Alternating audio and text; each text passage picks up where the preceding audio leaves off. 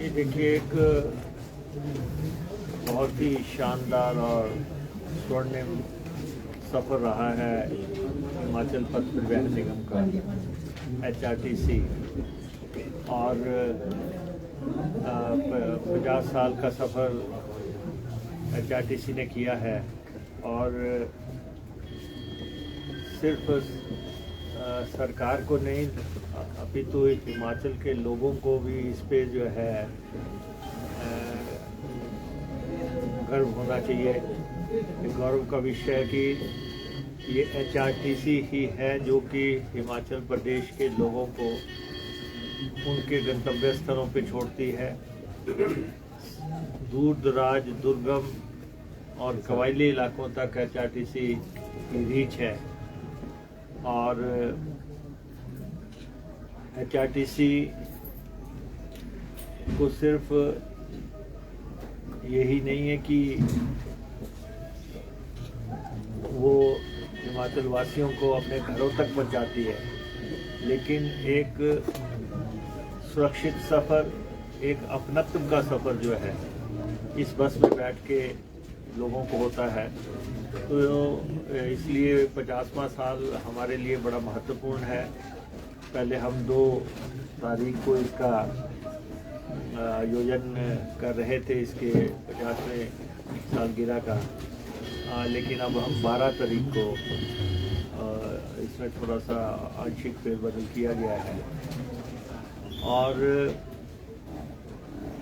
हमारे पास 3000 से अधिक बसों का फ्लीट है और हिमाचल प्रदेश में क्योंकि ना तो एयर ट्रैवल है बहुत बड़े पैमाने पे, ना ही रेल ट्रैवल है, इसलिए सबसे महत्वपूर्ण हो जाता है HRTC का सफ़र। और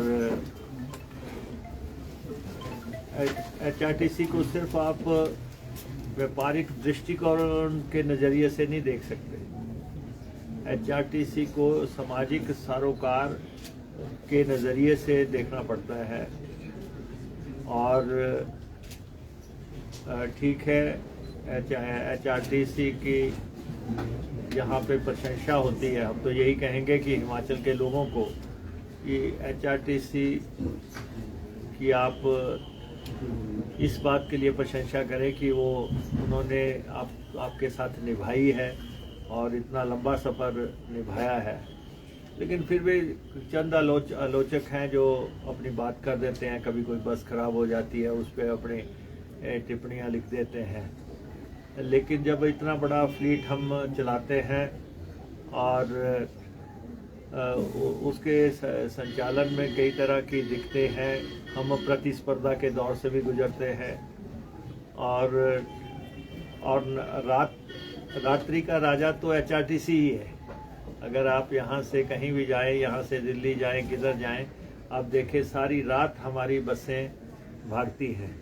लेकिन इसके बावजूद हमारी अपनी दिक्कतें हैं और लेकिन हम कोशिश करते हैं कि हमारे जो कर्मचारी हैं हम उनको समय पे तनख्वाह दें, समय पे पेंशन दें और पिछले 7-8 महीने में 8 महीने हो चुके होंगे, लगातार हमने कोशिश की है कि ना तो पेंशन टूटने पाए ना सैलरी टूटने पाए और कर्मचारियों को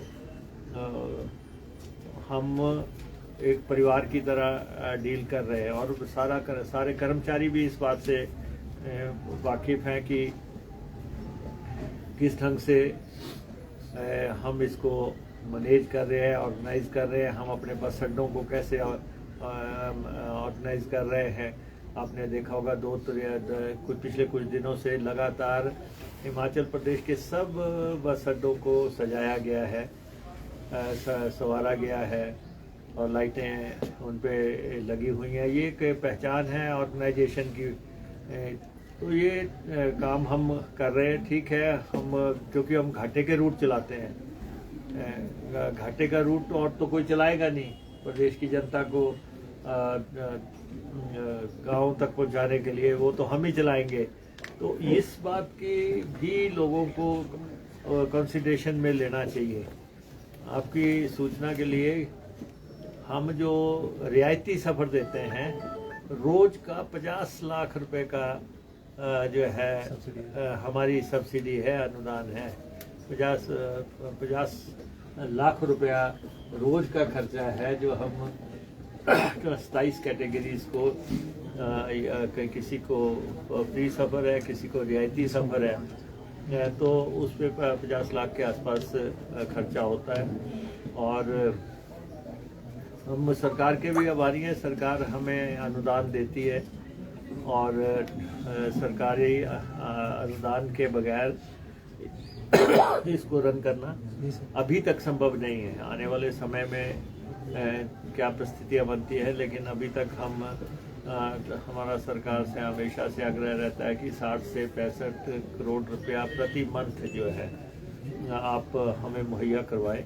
उसके कुछ कारण भी हैं, तो सरकार के अपने तर्क रहते हैं, लेकिन एज एन ऑर्गेनाइजेशन, क्योंकि हम सब रियायती सफ़र हम करवाते हैं और तो इसलिए भी हमें मदद लेनी पड़ती है। फिर सरकार जो समय समय पे घोषणा करती है, जैसे ओल्ड पेंशन स्कीम है, हमने HRTC में सबसे पहले लागू की है। और सरकार अगर जो अनाउंसमेंट्स करती है कि पे स्केल की या दूसरी, उनकी हम इम्प्लीमेंटेशन करते हैं। फिर उसके अलावा जो है महंगाई की मार जो है लगातार पड़ती है, कभी डीजल महंगा हो गया, कभी पेट्रोल महंगा हो गया, ये घाटे के रूट, और घाटे के रूट सबसे ज़्यादा जो है हमें उठाने पड़ते हैं। 94% घाटे के रूट हम चलाते हैं, लेकिन HRTC के हमारे ऑफिसर्स, हमारे कर्मचारी, हमारे कार्यशाला के लोग, ड्राइवर्स, कंडक्टर्स, मैकेनिक्स, सब लोग एक ज़ील से जो है सेवा में लगे हुए हैं। और आज भी आपने यहाँ पे देखा होगा कि हम कहाँ से चले थे सफ़र और कहाँ पहुँचे हैं। हमारी पहली बस कौन सी आई थी और आज कौन सी बसें आई। हज़ारों बसें HRTC ने खरीदी, और अभी भी हम इलेक्ट्रिक बसों के दौर में भी जा रहे हैं। हम डीजल की बसें भी हम खरीद रहे हैं और टेम्पो ट्रैवलर भी हम खरीद रहे हैं, और छोटी टैक्सीज भी का संचालन भी हम लोगों के हिसाब से कर रहे हैं।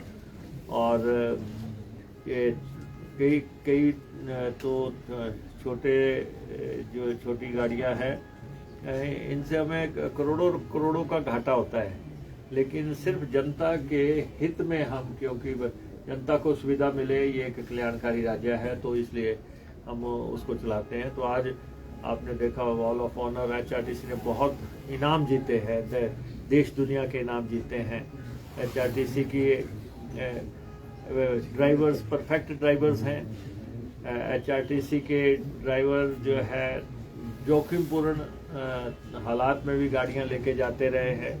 अभी पीछे आपने कोरोना काल के दौरान देखा, जब कोई बसों में किसी को बिठा के राजी नहीं था, तो HRTC ने सर्विसेज दी।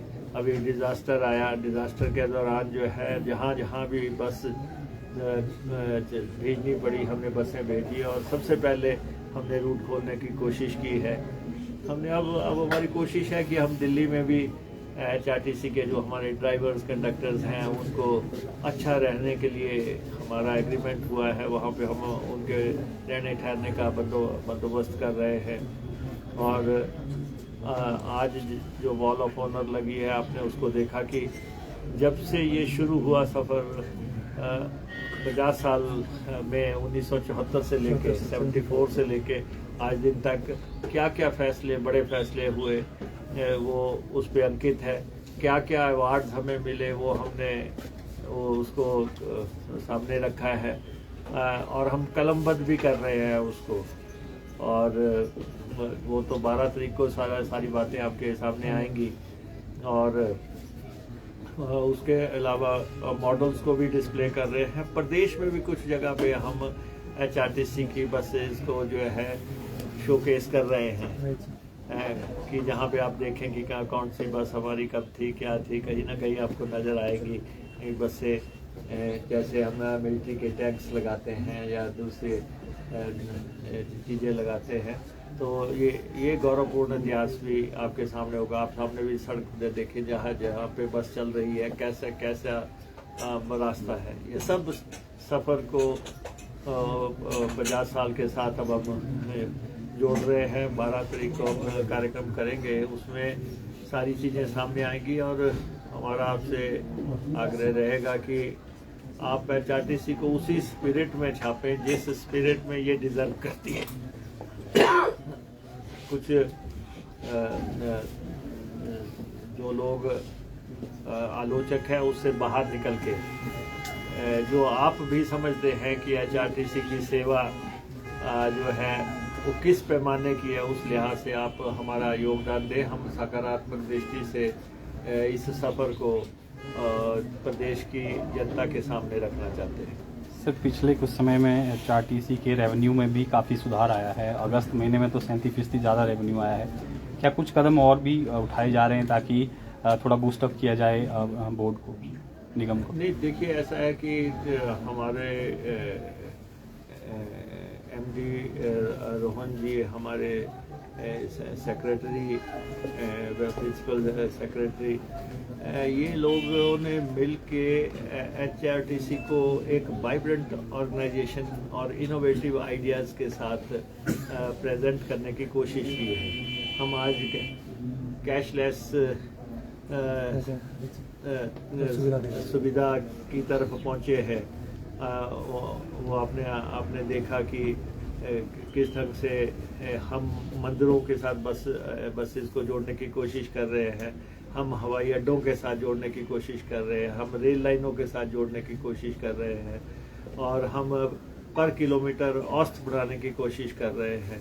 तो लेकिन फिर भी मैं ये कहूँगा कि HRTC को नफ़े नुकसान से, दूसरी ऑर्गेनाइजेशन में अगर घाटा होता तो डिफरेंट बात है, लेकिन HRTC को हम सिर्फ घाटे के नज़रिए से नहीं देख सकते, क्योंकि 70 लाख लोगों की ये एक लाइफलाइन है जो कि लोगों को लेकर रोज 3-4 लाख लोग जो है इसमें ट्रैवल कर रहे हैं।